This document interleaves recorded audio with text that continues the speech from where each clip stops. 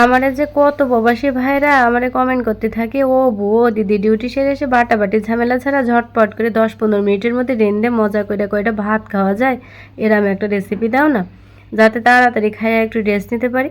সবাইকে আমার নতুন ব্লগে স্বাগত জানাচ্ছি। আহারে আমার ভাইরা, তোমরা দেশের জন্য ফ্যামিলির জন্য কত কষ্ট করতেছো, আর তোমাদের জন্য আমি রান্না শেয়ার করতে পারবো না? রান্না ভিডিও করে তোমাদের যদি উপকারী করতে না পারলাম, তাহলে আর ভিডিও করে বানায় লাভ আছে? প্রথমে 4টে ডিম ভেঙে তার মধ্যে অল্প কিছু ক্রাশ করা শুকনো মরিচের গুঁড়ো আর লবণ দিয়ে ঝাঁকা করে কাঁটা চামচ দিয়ে নাড়াই নিবা। তারপর জিরের গুঁড়ো, শুকনো মরিচের গুঁড়ো, গরম মশলার গুঁড়ো আর গুঁড়ো দুধ দিয়ে গুলে বাটিটা এক জায়গায় রেখে দিবা। তারপর কড়াইতে একটু তেল দিবা, তেল গরম হলে সে ডিমগুলো ছেড়ে দিবা। এরপর হবে খেলা, ডিমটারে ঝাঁকা করে নাড়তে থাকবা।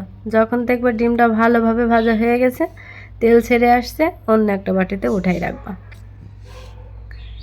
তা আবার একটা কড়াইতে তেল দিবা, অল্প করে কুচি করে রাখা রসুন কেটে তেলের ওপর দিয়ে দিবা। রসুনটা অল্প লাল হয়ে আসলে এরপর দিবা পেঁয়াজ কুচি। অল্প আঁচ দিও, কিন্তু জোরে আঁচ দিলে দম করে পুড়ে যাবে না, তখন আবার আমার দোষ হবে না। এরপর ছোট ছোট করে কেটে রাখা আলু দিয়ে দিবা। তারপর সেই মশলাটা বানায় রাখিছিলাম তোমাদের সামনে, ওইটা দিয়ে দিবা।